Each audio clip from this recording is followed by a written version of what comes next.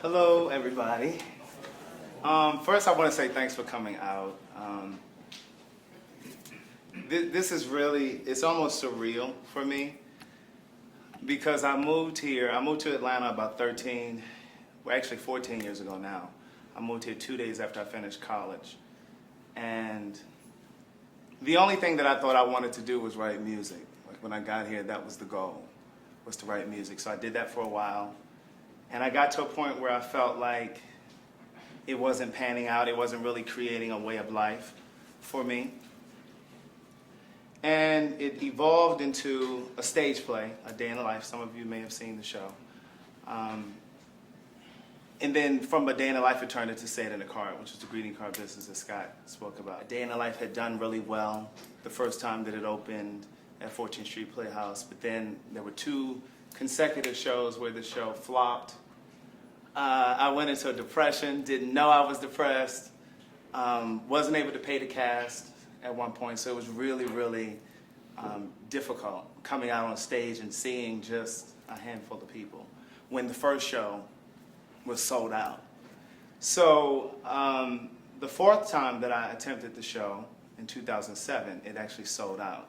Greg, my friend standing in the back, actually introduced me to a promoter, and so it was huge. It was immense. But then after that run of the show, again, I found myself trying to figure out where to go, what the next move was going to be. I started Say It in a Card. Say It in a Card grew and was in 7 stores.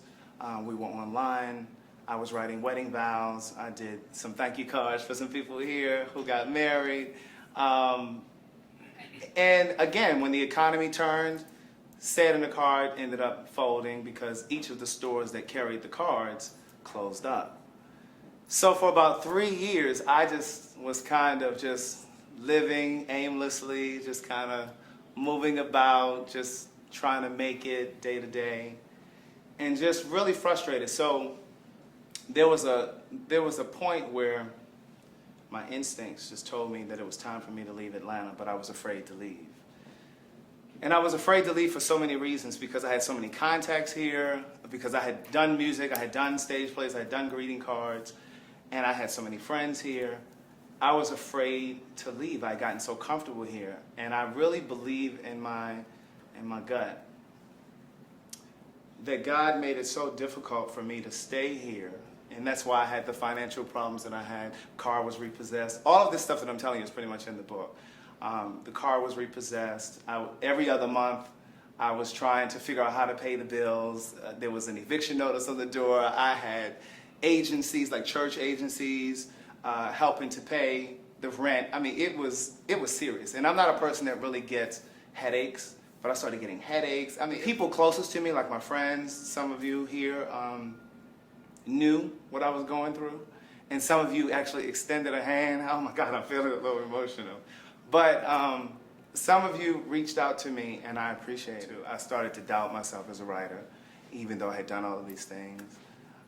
Even though some of you reminded me of all of the things that I did and I was slowly forgetting. And I got this tugging in my spirit, and it was just telling me that it was time for me to move to LA, and I didn't know why. And I spoke to a few of my friends about it, and they were like, well, why are you moving to LA? What are you going to LA for? I only knew 2 people in LA. And they were like, well, why are you going to LA? And I said, I don't know. Something's just telling me it's time to go. I need to go to LA. And I just asked God if it was meant for me to go, to make it a seamless process. Like, I didn't want to struggle having to do it, trying to do it. And so in January, well, actually of February of 2011, I contacted a relative of mine who worked for AirTran, and he could just get me hookups. He could get me plane tickets, right? He got me a ticket for $100 round trip. And I flew out there and I started pounding the pavement. I was just putting in applications different places. But I really wasn't feeling like the places that I was applying to were places that I realistically could see myself working. I just felt like I needed to be moving and doing something, at least putting the energy into it. And so a friend of mine from college who lives in DC is from LA, and she said to me, call my parents, they're retired, they probably wouldn't mind a roommate, you know, they're older, just call them up. And so I just thought she was just talking, and I just ignored it, right? So I was there for about a week. And she called me like several times while I was there, and she said, did you call my parents? My mom said you haven't called her yet. And so I said, I'm not calling your parents. They had never seen me. I had never met them. And so finally, she called me one day, probably the third time, and she said, my mom said you still haven't called. So I called her, and we went, my friends that I was with, we went to church, and so after church, we stopped by the house. And I talked to them for probably 15 minutes. And they said, oh, okay, well, you seem pretty nice. You know, you can come and move in. You know, you don't have to pay any, you don't have to pay any rent, just come. And remember, I didn't have a car at the time. My car had been repossessed here. So they said, just come, get you a job, get you your own place, but you're going to need a car. I actually lived in mid-city. Okay. So I was like in the center of it all. I was 15 minutes from Santa Monica, 15 from Hollywood for those who haven't been. I mean, I was right in the center of everything. And so I ended up coming back to Atlanta, and I sold everything that I had, every piece of furniture that I had. I wanted to move to LA by my 35th birthday. I was 34 at the time. And so that was my birthday gift to me. And so I kept saying I have to be there by May 4th. And so I sold everything that I had. I sold the winter clothes because I was moving in April, so I wouldn't need that. The day that I had the movers go and get the furniture, I was going to have it put in my friend Angela's house. And the day that I was going to have them transported, she said to me, they're actually having a yard sale in the neighborhood. So again, I kept thinking about this seamless process that I had prayed for. And so instead of me putting all of the furniture in her basement, I took it to the yard sale and everything sold. And so I put that money with the money that I was saving. I contacted the cousin who worked for AirTrain. This is 1 week before I was leaving. And he had gotten fired. So, and of course you know why. So I was just like, okay, well, I'm going to have to push the move date out. Because I just figured 1 week before, even though I was getting a one-way ticket, I just figured it would be, you know, extremely expensive. So I was like, okay, this is going to cut into my moving money. So I was reluctant, but I looked on Delta.com, and there was the ticket for $127 one way. And this was 1 week before I left. And then I remembered I had written a letter to Delta about some other flight, and I had a voucher. I think it was for $75. By the time I paid tax and everything, it was $69 one way. So I kept thinking, okay, this is the seamless process that I was praying for. I get to the airport, and my bag is just overloaded. Like I had 2 bags. I was just taking clothes. That was it. And my bag was overloaded. It was heavy. It was like 90 pounds. So I was like 40 pounds overweight. I got to the counter, and there was a black woman at the counter. She just kind of looked at the bag, and she looked at me. And then I was just kind of taking things out of the bag, trying to stuff it into my carry-on bag, even though it was already open and flooding. She said, don't do that. She said, just take enough of the stuff out, and then I'm going to scan it once it's 50 pounds. And then you just put all that stuff back in there, because none of it had money to pay for no bag. And so I just looked at her, and I said, oh, I really appreciate that. I thank you so much. She said, yeah, baby, go on. Enjoy L.A. And so I got on the flight. So I got to L.A., bought a car after 2 weeks, didn't have a job, had a car payment, and so I was just praying, you know, but there was a weight lifted off of me. The grief and the stress that I had living here just didn't follow me there, and I wasn't in any better position financially there when I got there. But it was just something different. I felt like there was a shift, and I think maybe for me mentally, spiritually, and I got there.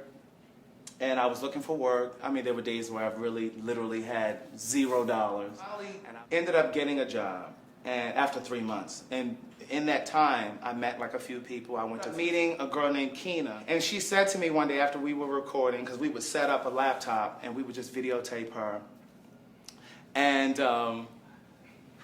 one day when we shut it off, she said all of these wonderful things about me. And I just sat there and I just started crying because, again, I was really doubting myself as a writer and just as a person. And she said, I just don't know how I would have done this without you. So I started writing Words Never Spoken. So with that said, I will share with you the first few pages of the book. It's the prologue. This is actually the first piece that I wrote. I was sitting at her house, and she was probably the first person to kind of read pieces of it. The first man I developed real feelings for contracted HIV from the relationship he had prior to us meeting. But he found out 2 months after we met. It was October 1st, 1999 to be exact. I'll never forget that date because that day also marks my youngest nephew's birthday. In truth, Salim didn't know if he contracted the virus from his ex or a stranger because he and his then boyfriend did whatever with whomever while in that arrangement. It was dysfunction from the onset. That relationship was indicative of all the fears I harbored about being with a man intimately. Consistent heartache, one after another, fueled by a series of love triangles, cheating, and of course, HIV. After all, haven't we all been programmed to believe the gay community is the breeding ground for this disease? I imagined to be gay would mean being lonely because it meant isolation from family, and fraught with short-lived relationships ending prematurely because men are believed to be incapable of monogamy in heterosexual relationships.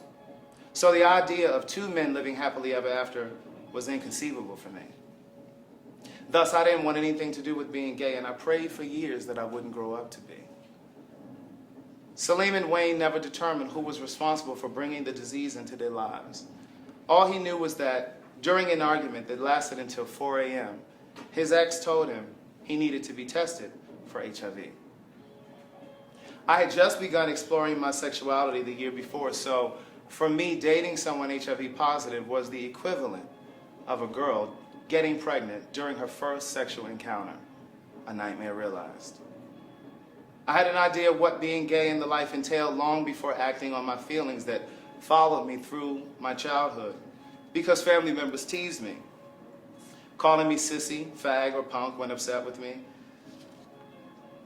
And seeing Paris is Burning for the first time, cringing, yet identifying with the people in the documentary. The sneers and taunts from family were packed with enough power to shatter the best self-esteem and confirmation that gay was wrong. It's the reason many of us grow up despising other gay men, refusing to date men with feminine qualities. I know a great deal of men who struggle with their sexuality because they were molested as children, and a percentage of those men are confused with whether or not they're gay because they were victims of molestation. The answer to that question is deeply personal and specific to each individual. I wasn't molested, and I know I was born gay. It wasn't a choice, it wasn't a decision, nor was it learned. I knew at an early age, but I chose to avoid it. From what I knew about gay people, all were interested in becoming women, wearing women's clothes, flamboyant, or destined for hell. I wasn't. I concealed my feelings and innermost thoughts from puberty through my college years. I actually believed if I never acted on that which I was avoiding, then I wasn't really gay, and I would somehow escape being gay. It was denial at best, and quite possibly how some men slip into double lives. I thought suppressing the feelings was the remedy for not being gay as an adult, and the route around all the labels that came with it. As a teenager, I was never attracted to any male in particular. I was simply intrigued by the male physique in gym class and porn if my friends and I happened to watch. My first sexual experience was with one of my childhood friends. His family had a motorhome parked in their backyard, and from time to time, his mother used it to watch the soaps or to nap.